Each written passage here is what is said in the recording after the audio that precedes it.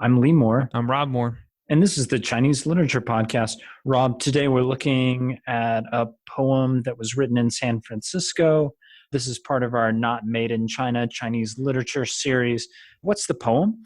The poem is called Number 41. Poem number 41. Wow, that sounds like some postmodern. It is.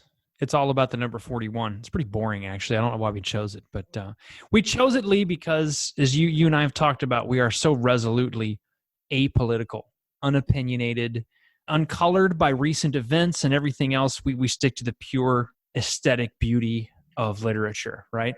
That's right. Although we do recognize that immigration has been an important political topic recently. Right. We are avoiding any discussion of that by going back to the early 20th century. And talking about a Chinese immigrant scrawling a poem on his plight into the wall of his detention cell as an immigrant. But that has nothing to do, that's purely coincidental. You're absolutely right, Rob. Thank you for being completely sincere about that. And in fact, the entire Chinese podcast team, from the research and marketing departments on down, are resolutely apolitical. So this is something we need to confirm. So for those of y'all who aren't aware, the immigration in America has an interesting history that's actually quite closely connected with China, although sometimes that the historiography, when you learn about history of immigration in America, oftentimes that's not discussed. Or if it's discussed, it's usually discussed solely in connection with the railroad, and then it sort of disappears. So the first kind of racialized American immigration system began in 1883 with the Chinese Exclusion Act. Just based off of where you came from, you could be denied admission to the United States. And this is the very first attempt by the US government to control immigration, really. And it led to our current immigration system. And some scholars argue that there is this continuity between the racialized control of the Chinese Exclusion Act and today's immigration system. We're going to avoid that because we do try and avoid politics. But from 1883 to 1910, immigrants arrived in San Francisco, and there was a housing for them, a kind of prison that tried to determine whether or not they were legally allowed to immigrate into the United States. There was this whole system called paper sons and paper daughters. So Chinese immigrants would claim someone as a son or daughter as a way to allow them to get around the immigration system. And since there wasn't that much proof, it just kind of, a lot of people were able to duck the rules of the immigration system. 1910, there is a holding facility constructed on Angel Island, which is in the San Francisco Bay Area. So from 1910, when Angel Island was constructed, to 1940, when it was closed up and the Chinese Exclusion Act was pretty much stopped, I think maybe a little less than 200,000, mostly Chinese immigrants passed through Angel Island. Some of them were kept in holding cells for months. And we actually have this remarkable corpus of literature from what they scrawled onto the walls there. Now, the story of that is actually even interesting because 1940, Angel Island goes from being a detention center for Chinese people to a U.S. military combat training facility. And I believe they actually put wood over the walls. And after that, after the war, it was turned over to, I believe, the state of California, and a park ranger actually discovered some of these poems just before they were about to tear. That's bananas. Can you imagine that being the person that discovers this stuff? Like, why? There's just all of this writing on the walls. It almost feels like this. Like, it's not drawings of body parts. It's, and what to do with them. It's lined poetry.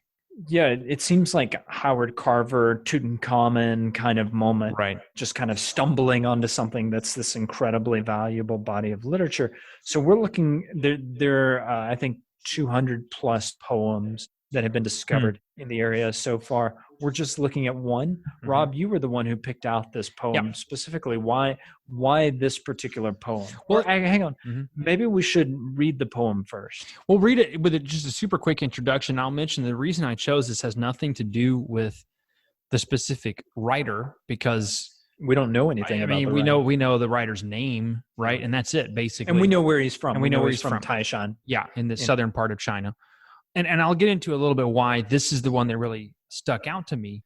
But I'll just read the poem. I'll read the translation first. This is the translation that it's from the Angel Island Immigration Station Foundation. I do not see a listed translator, which is unfortunate. Anyway, here's the English Translators aren't important. Wow, like we just lost half of our listeners just tuned out. Well done, Lee. Here's the translation. After leaping into prison, I cannot come out. From endless sorrows, tears and blood streak. The Jingwei bird carries its gravel to fill its old grudge. The migrating wild goose complains to the moon, mourning his harried life. When Ziqing was in distant lands, who pitied and inquired after him? When Ranji reached the end of the road, he shed futile tears. The scented grass and hidden orchids complain of withering and falling. When may I be allowed to soar at my own pleasing? So why choose this poem, Rob? There are lots of different poems. Why choose? Well, first, before we do that, let's just simply remark on how I'm using the word remark twice, but remarkable it is that people would choose to express themselves in this time in poetry, right? We have other podcasts dealing with this question, but poetry means something very different in Chinese culture than certainly in American culture. There are more, I would argue, avenues for even political expression in poetry in Chinese history, at least in a form that allows you to share emotionally how you are in a way that's not immediately detectable, right? If you were just going to say, man, I hate this government, you could do that, but then you'd probably get slammed for it somewhere along the line. This is different. It's also elevating. In order to write poetry, and then we'll get into in a second this specific kind of poetry as well, you had to really be smart. You couldn't just pick it up on the street, right? You had to be educated to do this. So it was a mark of sophistication, as it is in, I think, most cultures. I should point out that the poem itself is very, very regular, classical lined yuefu poem. Yeah, this is a seven per line. Every line has exactly seven characters, 8 lines, which is a fairly standard length for a yuefu poem. So the writer of this, now there are other kinds of styles of poetry, lots of styles of poetry actually in the classical tradition. The Song poems, the Songzi, the lyric poems from the Song dynasty tend to be sort of a lot freer.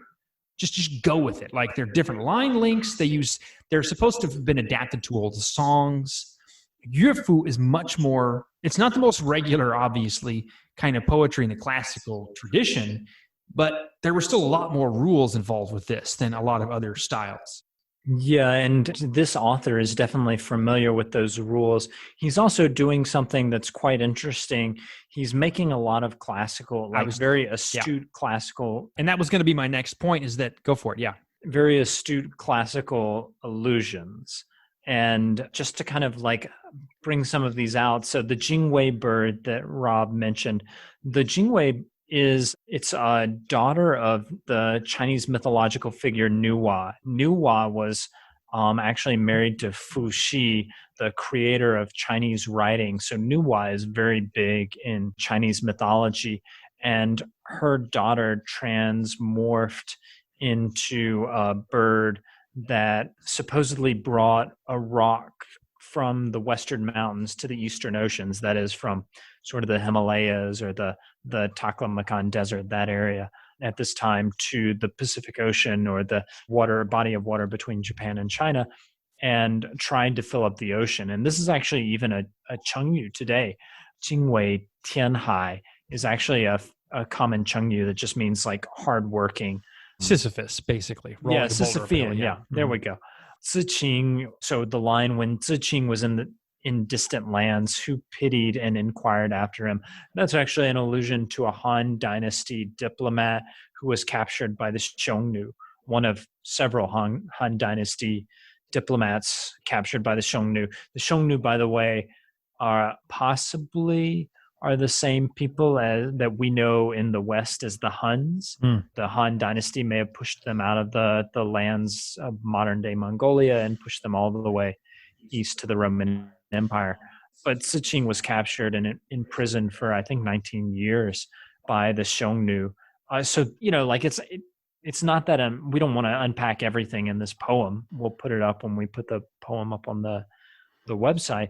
But what's important is that this writer, Li Gengbo, really, really knew his classical allusions. And he's not only observing a very particularly difficult style of well-regulated poetry, he's also like lacing it with all these classical allusions that, like I had to look up. And what's fascinating is that the story that's always told about Chinese immigration to America is that it's these kind of redneck, uneducated Chinese folks from southeastern China who are just going for the money. Just taking our jobs.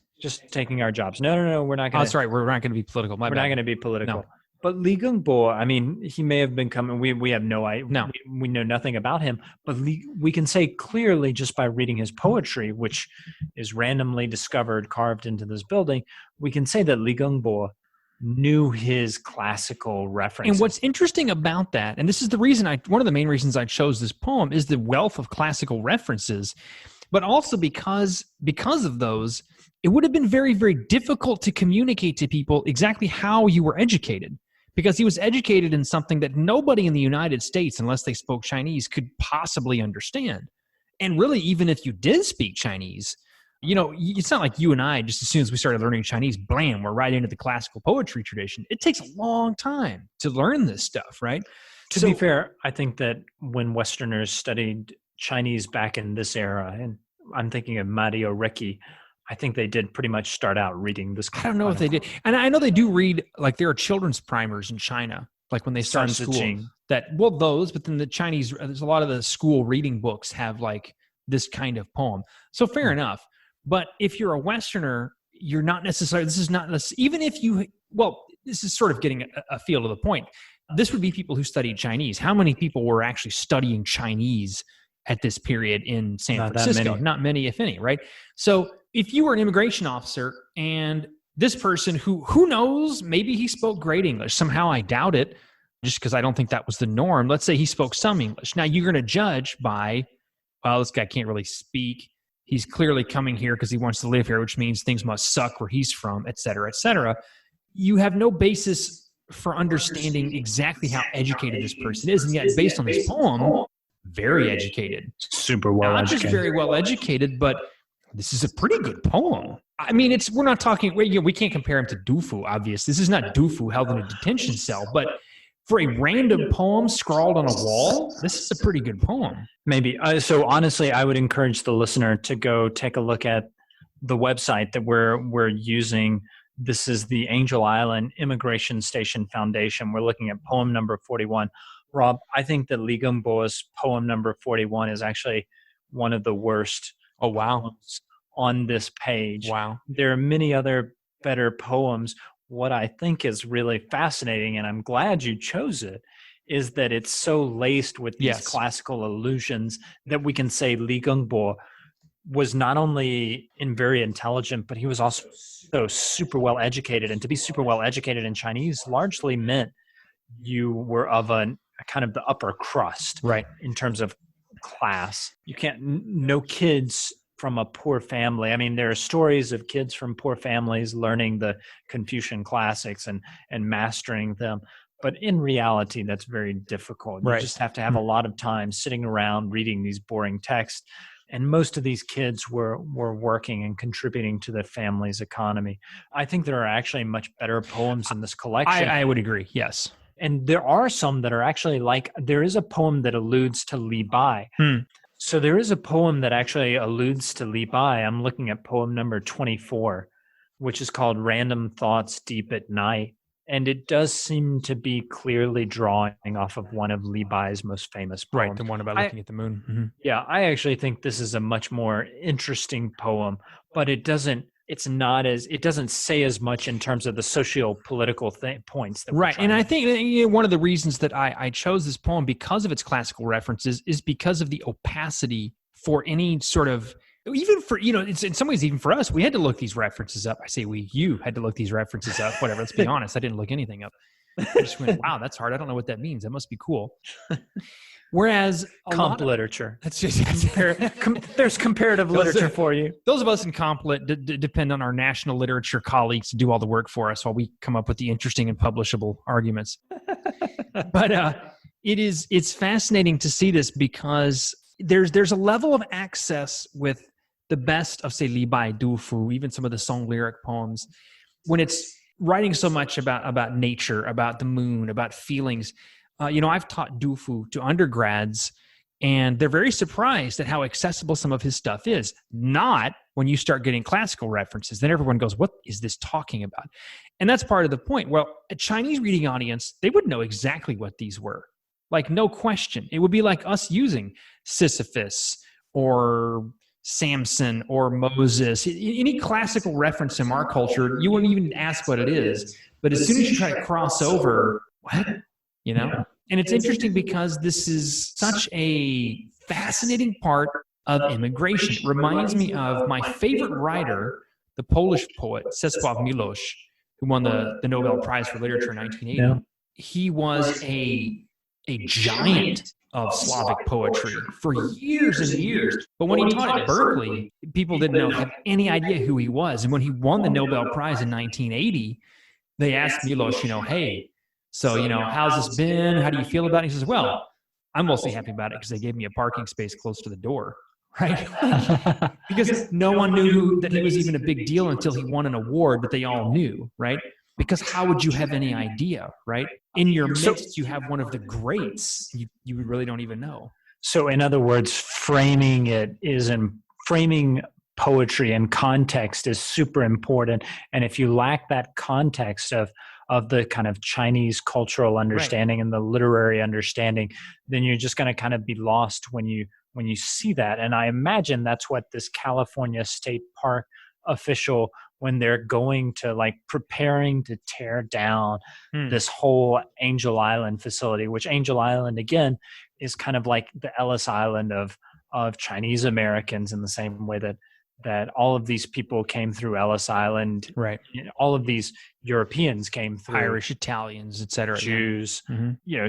I think that Angel Island has that same kind of resonance for a lot of Chinese Americans, but it's not as the narrative of Angel Island has not entered nearly as deeply into the American historiological context as Ellis Island has. Oh, for sure. And I think that one of the things we're trying to do is, with this particular podcast, is try and get that out there, that there is this incredibly beautiful, if disturbing, work of art or corpus of poetry that is there in this. And we would like to encourage y'all to go check it out if you're in the Bay Area. Yeah. It's funny because I've been to the Bay Area a bunch of times. I've never been.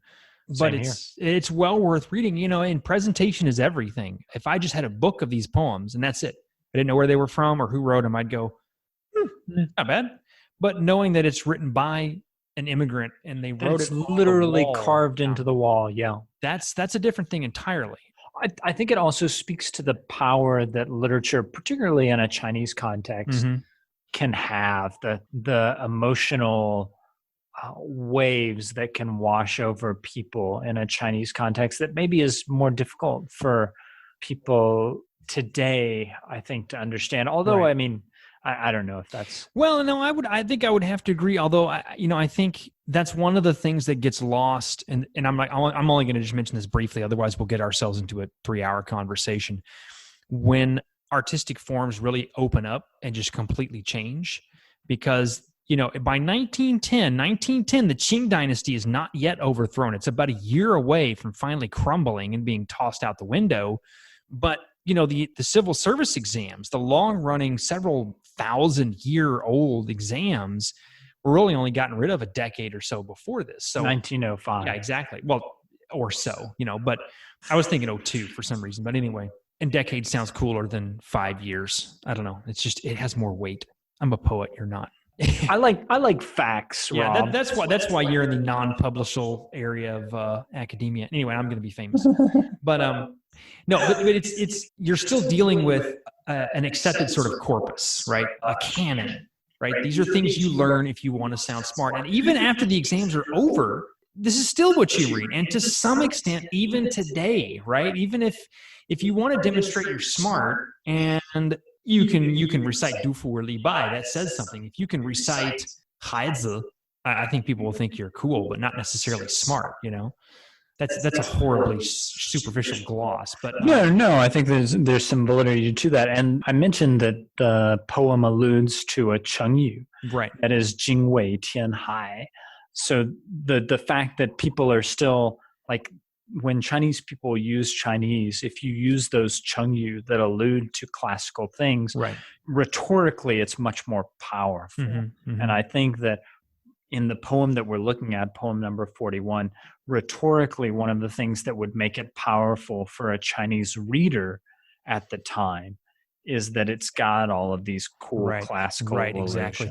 And it ties, it's an empowering gesture as well. This person in a position of total disempowerment is connecting himself consciously by the form he's using to the great masters of the Chinese language.